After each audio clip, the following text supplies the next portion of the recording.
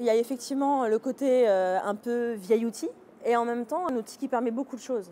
Beaucoup plus souple, beaucoup plus flexible que n'importe quel site internet. Aujourd'hui, n'importe où dans le monde, tu peux créer ton blog et faire du journalisme très vite, quasiment en temps réel. Et c'est finalement ce que le Bondiblog a réussi à faire, en quelque sorte. À la fois créer un outil qui permette à des jeunes de pouvoir raconter la vie dans les quartiers de manière très rapide, aller le matin sur le terrain, revenir très vite et décliner ça sur le blog. Et en même temps, la force de frappe du blog et le travail qui a été fait par le Bondiblog a permis d'en faire un outil quasiment professionnel. Comme tous les mardis soirs, les blogueurs de Bondy ont rendez-vous pour la conférence de rédaction. Ce jour-là, on prépare le Bondiblog Café, l'émission mensuelle diffusée sur LCP et France O. L'invité de cette édition, François Fillon. La première question, ça va être surtout vous et François Fillon, quoi. Que pensez-vous de ce monsieur ? Chaque mois, depuis bientôt 5 ans, une personnalité politique se déplace dans cette brasserie de Bondy, commune de Seine-Saint-Denis frappée par les émeutes de 2005. Bienvenue à Bondy. Merci. On va aller au bar, vous allez commander une boisson chez Nadège. Face à l'ancien Premier ministre, Nordine Nabili, le président du Bondiblog, et 3 jeunes blogueurs. Le Bondiblog a bien grandi depuis ses débuts dans un petit studio de la ville. C'était en 2005, quand un hebdomadaire suisse a décidé de venir couvrir la banlieue de l'intérieur. L'équipe de Nordine Nabili a ensuite pris le relais et fonctionne aujourd'hui essentiellement grâce à des subventions. L'idée, c'était de poursuivre sur cet élan, mais peut-être en faisant un pas de côté, c'est-à-dire non pas de permettre à des professionnels de venir raconter la banlieue au quotidien, mais plutôt de donner la parole à la population, c'est-à-dire de faire ce qu'on appelle le journalisme citoyen. Aujourd'hui, ils sont une quarantaine de blogueurs comme Leïla. C'est grâce à la prépa lancée en 2009 par le Bondiblog qu'elle a pu intégrer une école de journalisme. Son diplôme en poche, elle pige pour le blog et le trouve toujours utile 10 ans après. Comme c'est des gens de banlieue qui parlent de leur situation, on ne peut pas faire plus réaliste comme article sur la banlieue. C'est ce qui manque dans les articles écrits par des gens qui ne viennent pas forcément d'ici.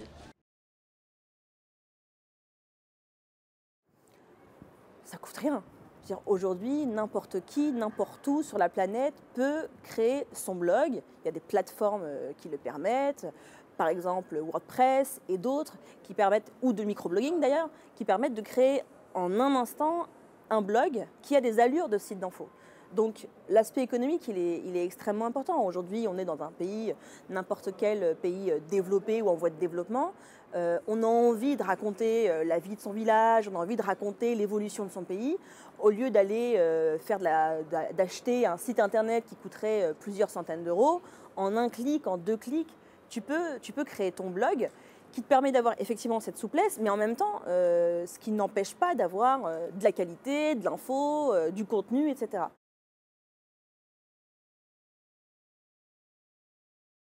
Pour moi, c'est clairement un enjeu éditorial. C'est un enjeu éditorial avec la souplesse de l'outil qui permet à n'importe qui de pouvoir décliner ce travail journalistique via un outil qui est extrêmement souple et extrêmement économique, mais ce qui n'empêche pas, et je pense même ce qui ne doit pas empêcher, d'empiéter sur la qualité du travail. Je crois que c'est pas tant en termes de design ou en termes d'esthétique qu'en termes de capacité à parler ou à adresser un message et à parler à un public. Et en fait, finalement, c'est le travail d'un journal, finalement.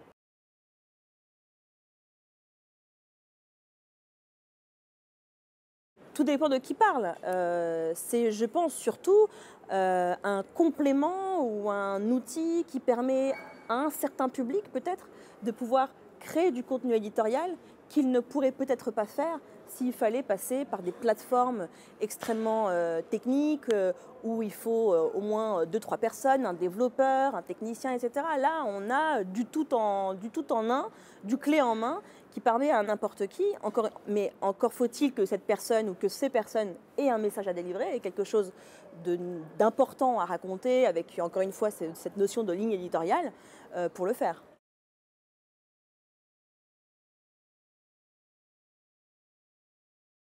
Une école du blog, c'est d'abord une école, c'est-à-dire c'est d'abord un endroit où on vient se former. On vient se former à l'outil technique, qui est assez facile d'utilisation, mais qui surtout est une école qui permet à celles et ceux qui y assistent, qui y participent, de se former à l'outil éditorial. Et c'est là où c'est important. C'est ce que je disais tout à l'heure, c'est-à-dire l'outil en tant que tel, il est assez simple.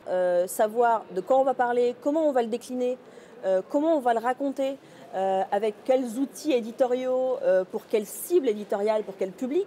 Là, c'est beaucoup plus compliqué. Là, on touche voilà, à l'essence même journalistique et c'est là où le travail d'une école de blog, d'une école de formation est fondamental. Et en fait, c'est le travail de n'importe quelle école de journalisme, etc., qui est là pour donner des outils éditoriaux, des outils de contenu, plutôt que sur le contenant qui est finalement assez simple d'utilisation.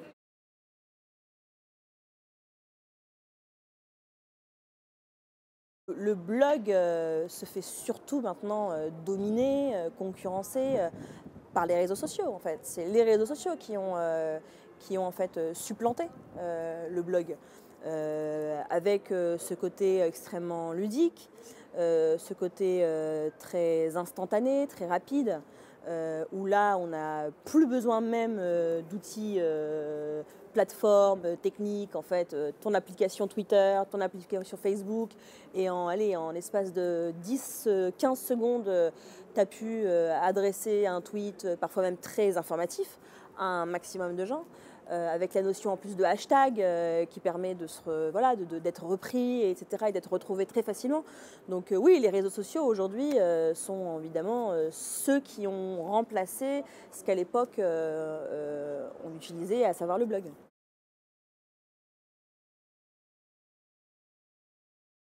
On est en décembre 2016, donc on est en pleine campagne électorale en fait en France, notamment la primaire à gauche. Et on a énormément de débats en France autour de ce qu'on appelle la question identitaire. Et en fait, la question identitaire en France, c'est-à-dire l'islam, pour faire court. Et donc, on a un reportage de télévision qui est diffusé donc sur une chaîne du service public, France 2, et qui nous raconte qu'il y a un café soi-disant islamiste à Sevran, en Seine-Saint-Denis, donc à quelques kilomètres à peine de chez nous, de Bondy. Il nous est présenté comme étant un café qui interdit l'entrée aux femmes. Alors nous, on est quand même assez surpris à la fois sur le fond et sur la forme du sujet. Et le Bondy Blog a aussi ce côté un peu poil à gratter de la profession, en tout bien tout honneur, mais voilà, en essayant quand même d'apporter un point de vue critique et une façon de faire aussi assez critique par rapport à comment aujourd'hui on raconte l'information et on fait de l'information sur ces questions-là notamment. Donc voilà, ça nous titille. Et puis on a des voisins, des riverains de ce café qui nous contactent et qui nous disent « Non mais c'est absolument pas du tout le tableau qui est dressé par France 2, en l'occurrence la chaîne qui l'a diffusé, venez ». Et donc on y va. Et quand on y va, on n'a évidemment pas du tout le tableau qui est dressé par France 2. On a en fait un bar PMU pas très propre, quoi, comme beaucoup de bars PMU dans plein de territoires de France, où on a effectivement une clientèle qui a majorité masculine, parce que c'est un bar avec des paris hippiques, avec de la bière qui coule à flot, etc. Et donc, en gros, c'est pas là où on a envie, en tant que femme, d'y aller pour aller boire soit sa bière ou soit son petit café, quoi. Et en fait, on fait ce travail-là, c'est-à-dire que le travail qui consistait à tout simplement aller voir et aller vérifier, parce que, encore une fois, ce fait divers, entre guillemets, il a polarisé la campagne électorale. Ça a été un vrai sujet de campagne, un vrai sujet de débat, de polémique. Et donc, du coup, nous, on a fait ce travail de déconstruction, on a fait ce travail de vérification en allant sur le terrain, ce que n'avaient pas fait les autres, et surtout sur lequel s'était complètement planté France 2, puisqu'ils avaient confié, en fait, une caméra à des militantes qui avaient donc filmé quelques bouts dans le café en question. Et en fait, on n'était absolument pas dans un café islamiste. Et donc oui, c'est un fait d'armes du Bondy Blog qui est en fait assez révélateur finalement de notre travail.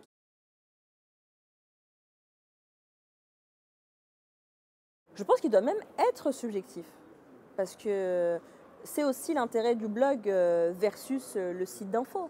C'est-à-dire que par exemple, au Bondy Blog, on a un certain nombre de papiers qui sont vraiment des papiers d'info, mais qui sont incarnés en fait, qui sont racontés du point de vue du reporter. qui a un parcours de vie, qui a une éducation, qui a une façon de voir les choses qui est sûrement évidemment différente de plein d'autres reporters, mais surtout parce qu'il connaît le terrain. Nous, on raconte les quartiers et les gens qui racontent les quartiers sont des gens qui sont soit originaires de ces quartiers-là, soit ils travaillent, etc. Donc ont un point de vue particulier sur ces questions. Et je pense qu'il faut même défendre ça. Et ce n'est pas antinomique au travail d'info. On peut relater une info avec un point de vue, en incarnant le point de vue. Je pense que même c'est quelque chose qui peut permettre de différencier vis-à-vis du travail d'un journaliste lambda.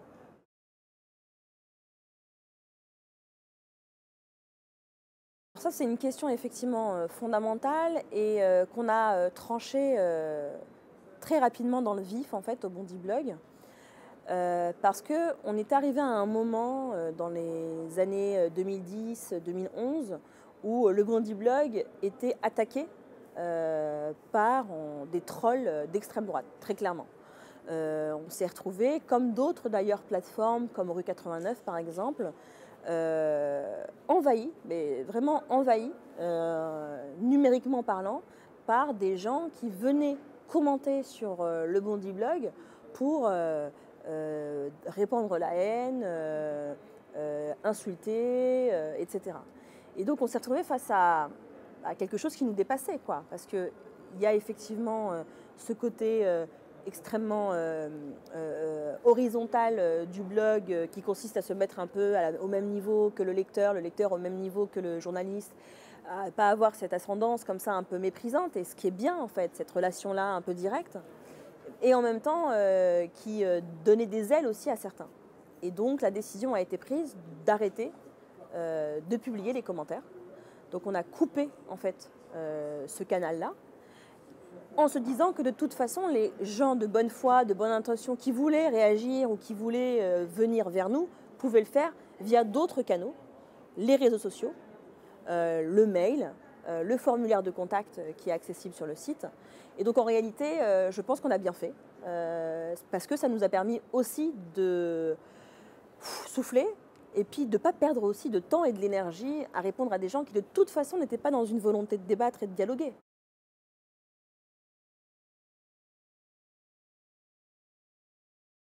Je prends l'exemple d'un étudiant qui est en école de journalisme ou pas d'ailleurs, et qui a envie de se faire remarquer par une rédaction, par des rédacteurs en chef.